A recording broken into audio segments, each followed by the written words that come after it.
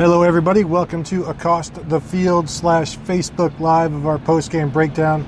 I am Tony Gerdeman. This here is Tom Orr. Buckeyes 40-28. Took a while to get things going.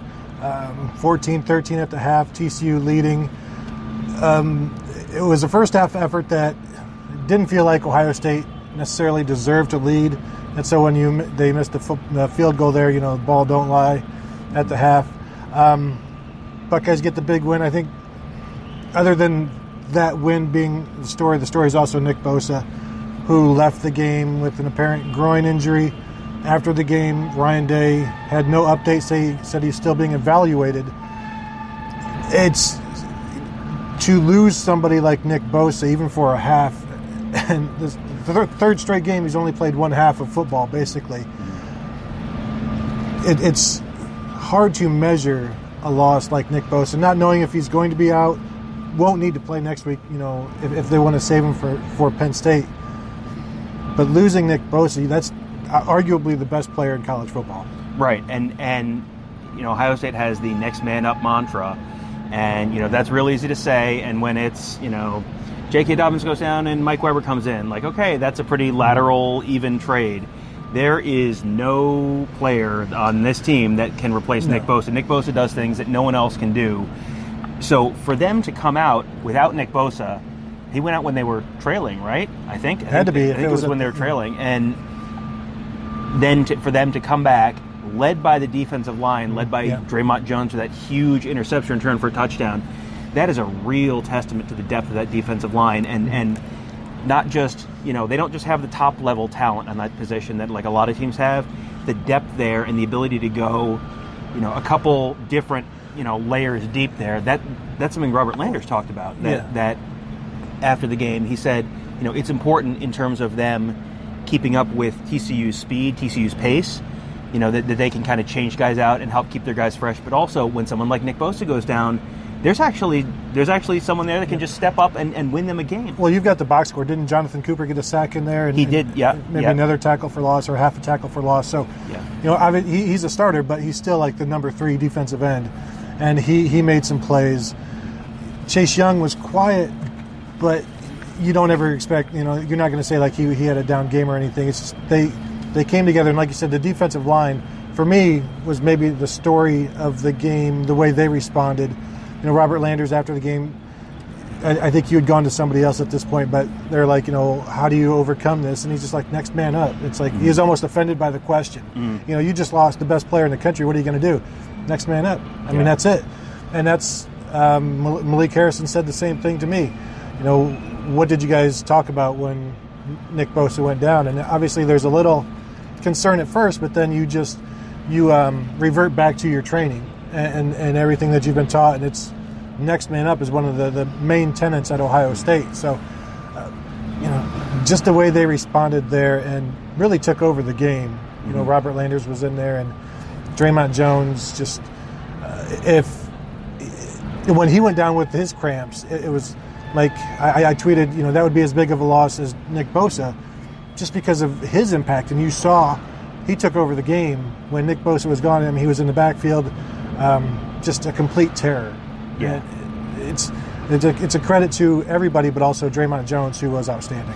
Yeah, Draymond Jones. I mean, we talked in the spring about the fact that if Nick Bosa was the number 1 player on this team, there's a decent case that Draymond Jones Urban is number said 2. It in the spring. Yeah, I mean that he gets a little overshadowed because Bosa obviously gets all those headlines.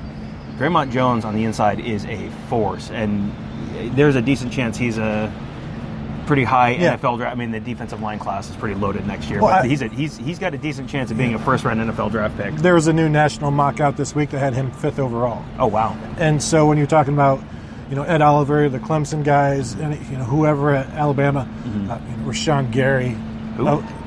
He's the guy that plays next to, on the other side of Chase Winovich. Oh, yeah. The guy that makes all of the sacks and the tackles? Yeah. He's the other guy. Oh, okay. Yeah. He's one of the 3 Bears with Goldilocks. Right, okay. Yeah. Okay. Shane asks if you're joining us on Facebook Live, you can ask us questions in the comments. If you're joining us on the podcast, you cannot. Nope. But you can ask us questions via email later this week. Shane asks, any thought of using Martell tonight as a change-up early? Not that they should have. So, I mean... You answered your own question. Yeah, there you go. I mean, the offense was moving the ball pretty well. They were getting the ball. They got the ball across the 50 every single drive in that first half. They kind of bogged down in a few spots. But, I mean, the total yardage, I can look at the total yardage in a second, but, I mean, this was not a whole bunch of 3 and outs from the Ohio State offense. No, I think there's only 1 3 and out, in fact, while the game was still, and that wasn't maybe at the end of the first half, or? Yeah. No, because every drive in the first half ended on the plus side of the 50. Right, so I think it was early on in the third quarter. So they had 280-some yards of offense in the first half, like 287, so what they really needed to do was finish, and that's what they weren't doing. And I don't know that Tate Martell allows you to finish. I was joking about maybe having him in the red zone because they had some issues down there initially, but I don't think the problem was ever Dwayne Haskins. It was drops and and I mean yards per rush 4.3 for Ohio State, so that's not great. I mean they did not run the ball real consistently today.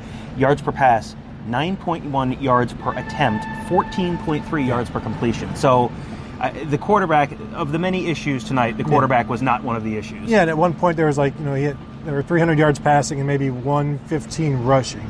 So they weren't getting big chunks on the ground, but they eventually just wore. And like we talked about before the game, that's what Ohio State wants to do because they expect it to eventually work. And, they 14-13 at the half. They win 40-28. So the tempo, the wearing out of the TCU defense eventually won out. And we wondered whether we would see Tate today, but it didn't really present itself. I don't think obviously they weren't comfortable, and you want to keep Dwayne out there and confident. Yeah, and I mean, it was a close game the whole time, so it wasn't like there was a time when they could just, okay, now we're going to get you some experience.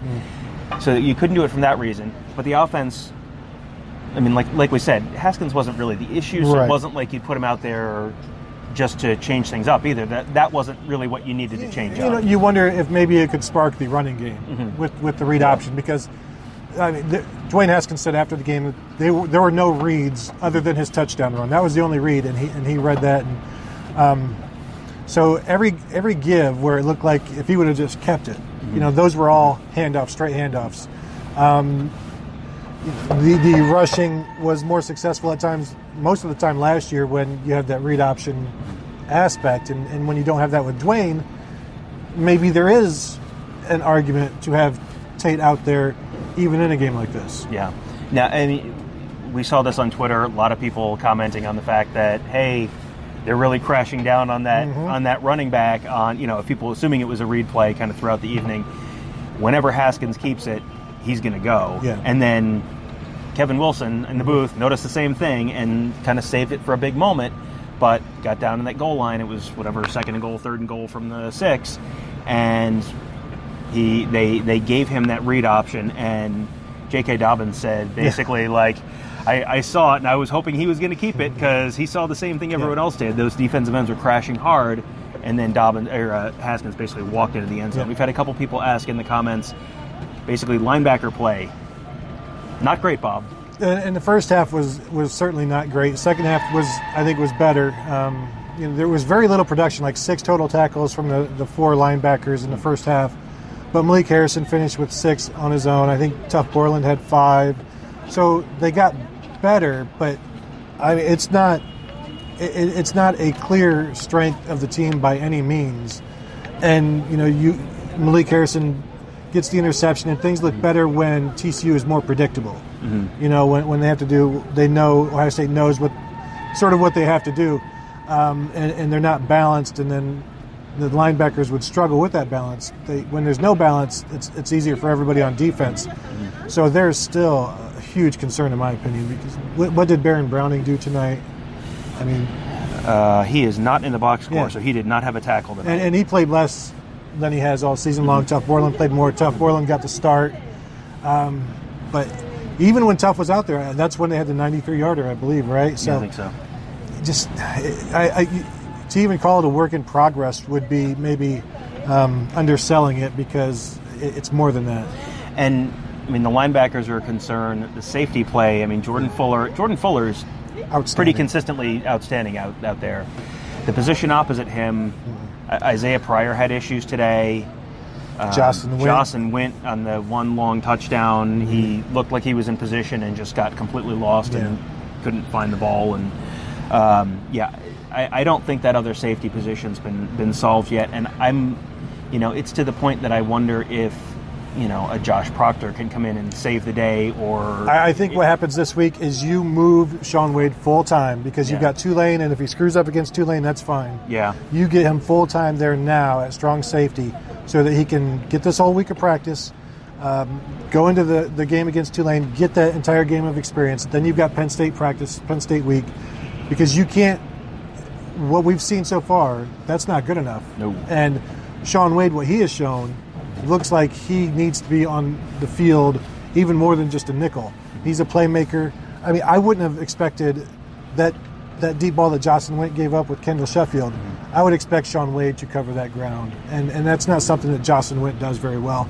Isaiah Pryor looked slow chasing the one long run as well, and I think you just need more Shaun Wade, and if that position is not a strength, and you can strengthen it, you got to do it with Shaun Wade. And Shaun Wade has two things. He's got pretty good speed. Yep. He also has showcased some pretty decent ball skills, which is something that we have not really seen from the other safeties so far.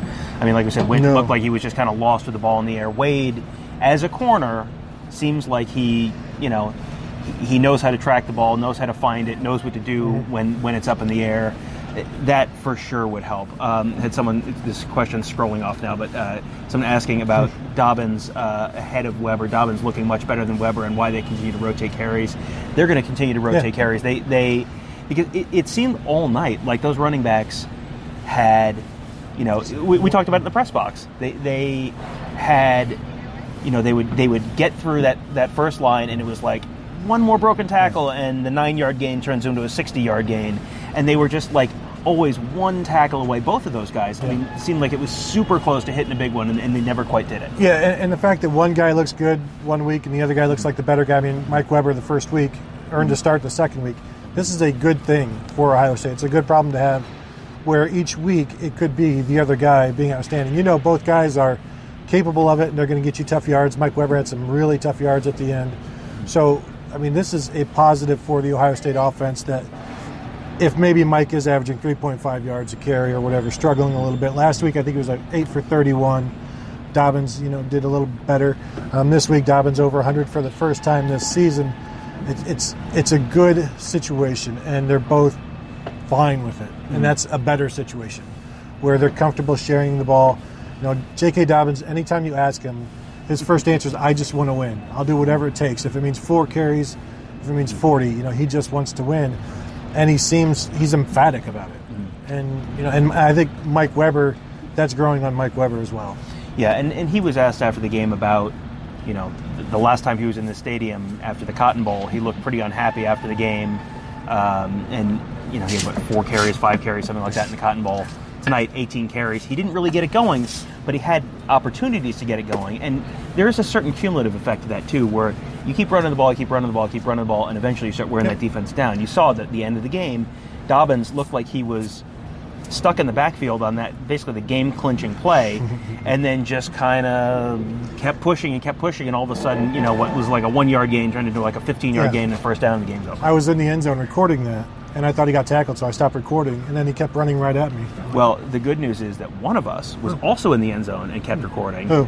I don't know. It was probably you. Probably me. Based on our track record, it was probably you. Yeah, we posted on the Ozone Twitter account. One of us. Doesn't matter who. We're not. This is a team.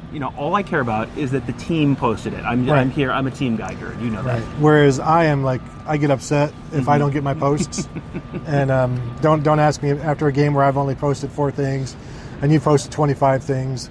I won't be happy about it. But I'll talk to Urban. He'll convince me to stay. And then I'll be back next year. So hooray for everybody. Question about Tough Borland looking like he was not quite up to game speed yet. I mean, that's probably a little bit of a leftover effect from the Achilles injury he had. He's not the speed linebacker. He's the guy who's in there in running situations, the sure tackler, the guy who puts himself in the right spot. He's not necessarily the guy you want chasing a running back in pass coverage. That's not what his role in this team is. That's where you see Browning coming in for him. I also think the anticipation helps them, and maybe that's not there yet as well. He needs more snaps. He's had 31 coming into today. Probably played at least that in this game. So you expect him to get better, just the way the coaches have talked about him. Being one. I mean, he's a captain for crying out loud as a redshirt sophomore. But there's still a huge question to me because he's out there, he knows the defense, makes some plays, and until it's just these last 2 years with the linebackers, you never know what you're going to get, and it's not a good box of chocolates. It's like mostly like coconut, and like some cherry cream stuff that you bite into it and you're like, no, I just want like chocolate and peanut butter, or maybe like a peanut cluster. And right now there are very few peanut clusters out there. Yeah, and someone who was a little bit coconut tonight was Austin Mack. He had, I think, 4 drops in the first half. Rob asked about him, if it's a cause for concern or just a bad game with yips. I mean, he had a bad half. He had, 4 drops. He had a holding penalty that wiped out a big gain. He still bounced back. But in that second half, he looked like Austin Mack. He had several big catches. He finished with 4 catches, 84 yards, second leading receiver on the team. I mean, that's set the tone with that first catch. Yeah, huge play right out the gate, 48 yards, before I had even gotten back up to the press box after the pregame. I recorded that one though. Well, but I didn't do anything with it. Yeah, well, that doesn't matter. It's personal collection. Yeah, it's gonna look great on your computer. I mean, it certainly was a concern in the first half because it didn't look like, he's a little off. It looked like, what is going on with him? It looked tonight? like he should have been sitting. But they stuck with him, and he ended up turning it around. I mean, a couple of reporters asked about that after the game, and Paris Campbell basically said, we're supporting him. We're, and Dwayne Haskins we just told him, we need you to be there for us. You're a big play guy. And Dwayne Haskins said, I'm coming back to you. So keep your head up and be ready. And he makes some tough catches. It's just the catches. The drops that he had were so bizarre because they were so atypical and so easy. Like the touchdown, the one in the end zone. Yeah. And he had others that were similar, and you wonder what it was. But is a cause for concern only if he carries it to the next game. Yeah. Which I don't expect him to, simply because he didn't even carry it to the next half. Right. Yeah. The touchdown one was weird because a lot of them you can say, okay, he was trying to turn it upfield before he caught or something. Yeah. Like you. If you're in the end zone, you don't need to turn it upfield. You just need to look it in. So, that was very uncharacteristic. And then you wonder if that first one kind of got in his head. Yeah. But once he got on track in the second half, I was wondering if he hurt his hand on his catch. The first catch because the way he dove. But he's so reliable, and him and Dwayne Haskins are roommates. Really? Yeah. He mentioned it after the game. So you figure they'll get home, they'll work on it, like from couch to recliner. Maybe 100 balls tonight, and just get it worked out. Jugs machine in the hallway, step out of the bedroom and boom, right at you. So they'll get it worked out. Haskins tonight, 24 for 38, 344 yards, 2 touchdowns. I mean, that was not an amazing performance. This is a much better defense. I'm going to try and do math in my head right now. That's like 60-ish% completion percentage. Would have been over 70 again without the drop. Without the drops, yeah. I mean that's certainly. Close to 400 yards passing. Yeah, I mean that's. It seemed like that was for a good chunk of the night. That was kind of a frustrating night for Ohio State, and then you look at the stats at the end of the game, and you're like, oh yeah, that's like if you're a Heisman Trophy quarterback, that's what you do against the number 15 team. The first quarter they managed a field goal offensively, and he had 90 some yards passing. And it was around 170 or 150 at the half. So you'll take 344 yards in a win all day long, and a decent percentage. He looked. We wanted to know what he would be like when he was pressured. He got pressured, and I don't have any lower opinion of him leaving the game than I did before the game because I had a very high opinion of him. Speaking of lower, yes, and a question that's scrolled up off the screen, but it was a question about the low snaps from Michael Jordan. I didn't get a chance to tweet this because we didn't have a bad snap towards the end of the game, but the low snaps from Michael Jordan, I think, have finally solved the LeBron, MJ, who's the greatest debate. I think clearly got to go with LeBron after Michael Jordan couldn't get a snap. Yeah, and it's unfortunate as a Jordan fan. Maybe he would have done better like with a fadeaway snap, good. Later years, but those, maybe at least a third of his snaps were low. It was disturbingly consistent, and some of those were so bad that it ruined the timing of the rest of the plays, the handoff or the play action. And somebody told me that this is not a new thing. This was something that they saw in fall, in the spring, and you wonder, like, we didn't really see much of it in the first two games. Yeah. But this game, where the talent is better, and now suddenly, if you want to call it yips or just low snaps, that seems like it's not unrelated. Yeah, it certainly seemed like after two good games to have the one bad one, it seemed like you could very easily chalk that up to, hey, I know there's a much more talented defensive tackle across from me now than there was the first two. Snaps. I got to get this snapped and get up, get set, be ready to pass block or ready to run block. Yep.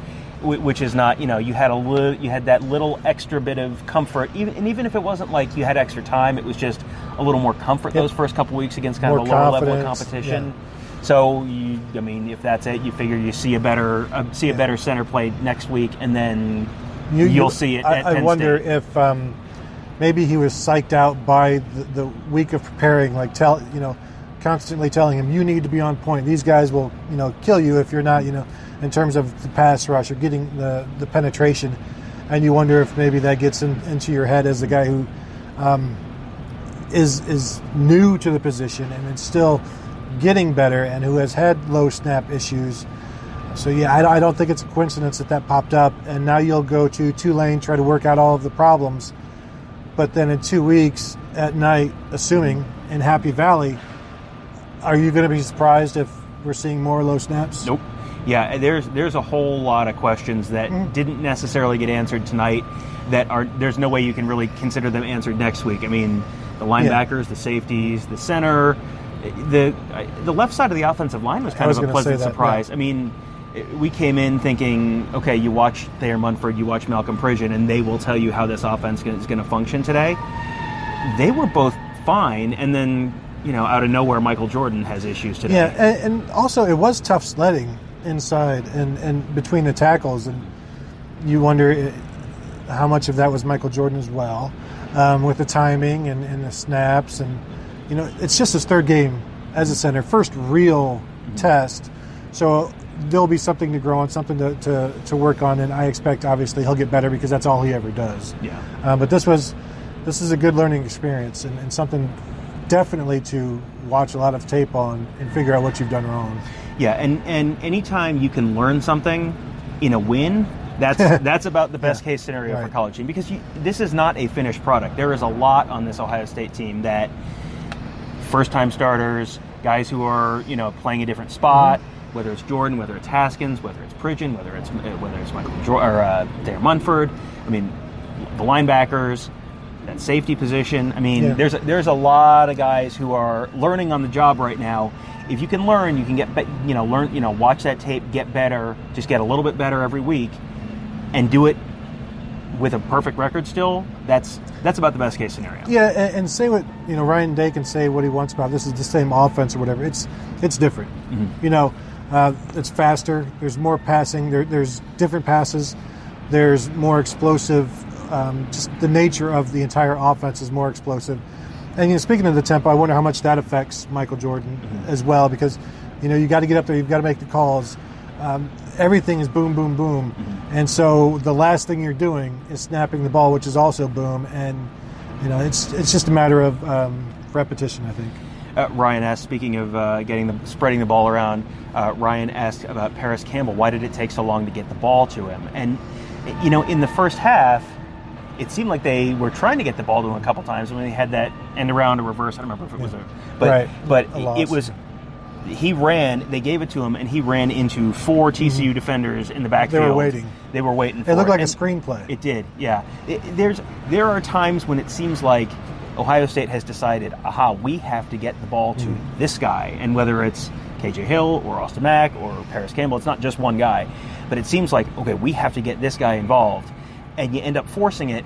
And there's always something there. They don't ever have everything covered. So you kind of have to let it flow naturally. And when they did, they hit that little slip screen to him and you saw it. He just went 63 yards, and that changed the game. And half the time when they're in there, remember, they're only in half the time. And half of that time, they're running the ball. So if you're only throwing the ball half the time you're in there and there are 3 receivers, I don't know that math, but it's not great for an individual to get a bunch of catches to be, 1/3 of 1/2, and it's very late at night. So I'm not even going to attempt to do that. But it's just, your number isn't necessarily going to be called. It could go all night and not be called, but you still have to go out there. And he said he described himself as a patient player. That's what Paris said. I'm patient. I know my time is going to come. And I've said this, since last year, as explosive as he is, you have to force him the ball. You have to get him the ball. And I know they don't like to do that. But did you see what he did? Yeah. I mean, he was gone. And he had 2 catches for 66 yards, and one of those was 63 yards. So other than that one play, he had 1 catch for 3 yards. But he plays the H. Who was the best receiver on this team tonight without any question at all? KJ Hill. KJ Hill, who also plays the H. So if you're getting Paris Campbell in the field and getting him the ball, that probably means taking KJ Hill off the field. And I mean, KJ Hill had some catches that kept this offense moving at a time when they desperately needed to keep moving. And it had the touchdown to put them basically over the top. Treebuck asks, seems like a long time since cramping was a problem like it was tonight. Any of this mentioned? There was no mention of that during the post-game interviews that I... Draymond was fine. Heard about. It was strange to see the cramping, but it wasn't... I'm sure Mickey Marotti's not happy. Yeah. Probably unhappy with himself, most of all. But it's not... What's weird is it's not hot in here. It's not humid. They've got the AC on. When we were coming in outside... Yeah. When we were, you're sitting outside waiting for them to open the door, it's sweltering outside. It is hot. It is steamy. And then they open the door to the media entrance, and there's just this blast of Arctic air. It's like walking into a beer cooler. Yeah, exactly. Yeah, it's air conditioned in here. This is not 95 and humid, North Texas in early September. This is 70-something. You know what I wonder? They haven't played this many snaps this year. So they played more tonight than they have in any other game, and that may have played into it as well. Yeah, I mean they won because they played all 4 quarters. 2 because they went up tempo, so they really did. That's the other thing. TCU was running them, and TCU went up tempo, but then Ohio State's offense went up tempo too. So they just. I don't know how many snaps they ended up with. But OSU had like 80, and TCU was around 77 or so. Yeah, that's 150 plays. That is a lot of plays for a football game. You go back to the Tressel era, they probably were, 55 or 60 plays on offense. And there's not a lot of sitting around. No. Draymond was fine after the game, and you're right. The tempo, they said it didn't really bother them other than the first series. Then they got used to it, and they see it every day in practice, but. TCU was moving fast, and Sean Robinson, the quarterback, had a pretty good day forcing issues, and it's just a really good response by the defense in the second half. Yeah, they did say that first of all, they weren't necessarily completely prepared for how fast TCU was going to be playing on that first drive. And also, Draymond Jones said, this is the fastest team they've played, which, you think about some of the teams they've played. Wisconsin. There you go, bringing in lumpy oatmeal. By the way, shout out BYU Cougars. That was have a root beer on us.